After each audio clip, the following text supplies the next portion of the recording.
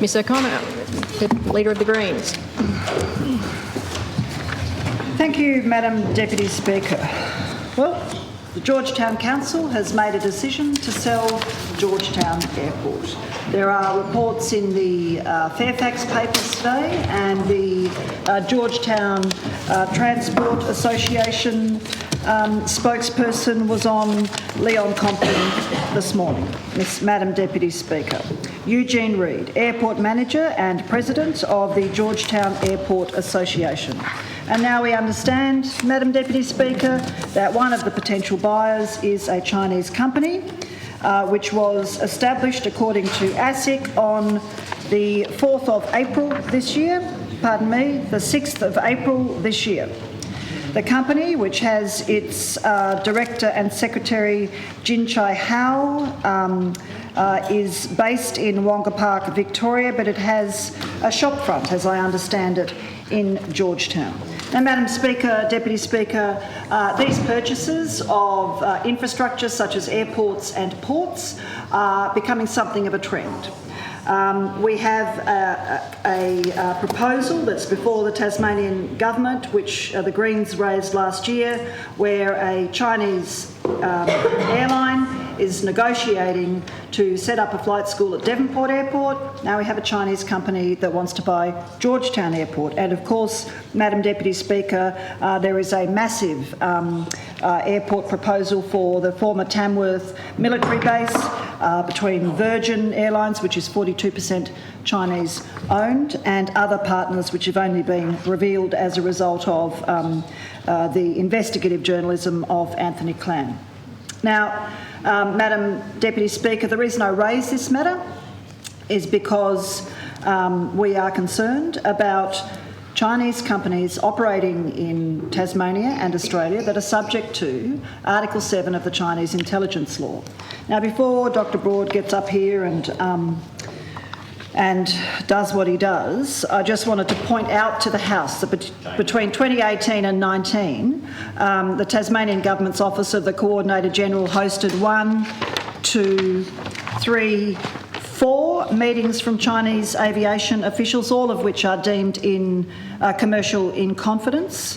And we've had, for example, on the 27th of April this year, in fact only 3 weeks after the company which wants to buy Georgetown Airport was formed, 2 in a delegation. There was 5 from a delegation from China on the 18th of March through the 20th of March, another 5 in a delegation from the 13th of December last year, another 4 on the 29th of November last year. All of these delegations and meetings related to aviation, and all of them were organised by the Office of the Coordinator-General.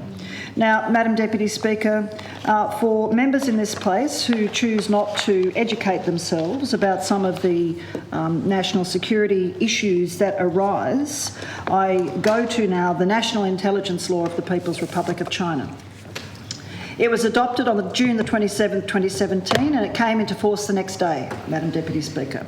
Article 7 has received much attention, particularly in relation to Telecom Huawei, which operates in many countries, including Australia. And Article 7 of the Chinese government's National Intelligence Law reads thus, quote, "Any organisation or citizen shall support, assist and cooperate with the state intelligence work in accordance with the law and keep the secrets of the national intelligence work known to the public. The state protects individuals and organisations that support, assist and cooperate with national intelligence work." Now, Madam Deputy Speaker, the National Intelligence Law has extraterritorial ramifications, clearly. It binds every Chinese company and every Chinese citizen, no matter where they are in the world, to abide by Article 7 of the National Intelligence Law, which requires them to provide information and to work with the Chinese government on intelligence-related matters.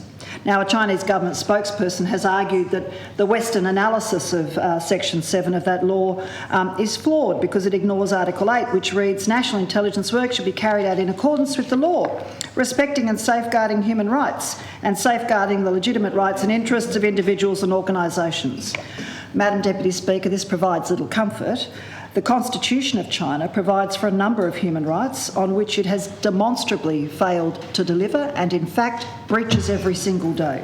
The Constitution includes such protections as, quote, Article 4, all nationalities in the People's Republic of China are equal. The people of all nationalities have freedom to preserve or reform their own ways and customs. Now, Madam Deputy Speaker, I'm sure that people of Uyghur faith, the Tibetans and people of Hong Kong would believe that the Chinese government is not abiding by that provision. Article 36 of the Chinese Constitution, which, by the way, describes China as a democratic dictatorship, says that the citizens of the People's Republic of China enjoy freedom of religious belief.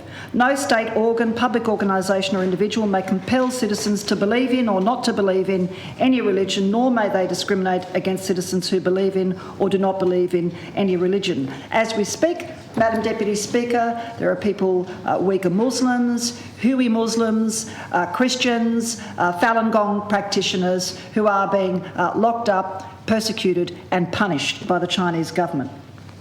Madam Deputy Speaker, we raise these matters in this place because it is time that the Tasmanian Parliament, the major parties in this Parliament just woke up. Just wake up to what's happening here. We have the Dan Andrews government signing up to the Belt and Road Initiative, which is Xi Jinping's landmark, a colonial attempt basically to take over the world. The Port of Melbourne is now part of the Belt and Road Initiative. Now, Madam Deputy Speaker, we need to understand when we have the Office of the Coordinator General running numerous trips to China, inviting numerous Chinese companies to invest here, that those Chinese companies are bound by Article 7 of the National Intelligence Law.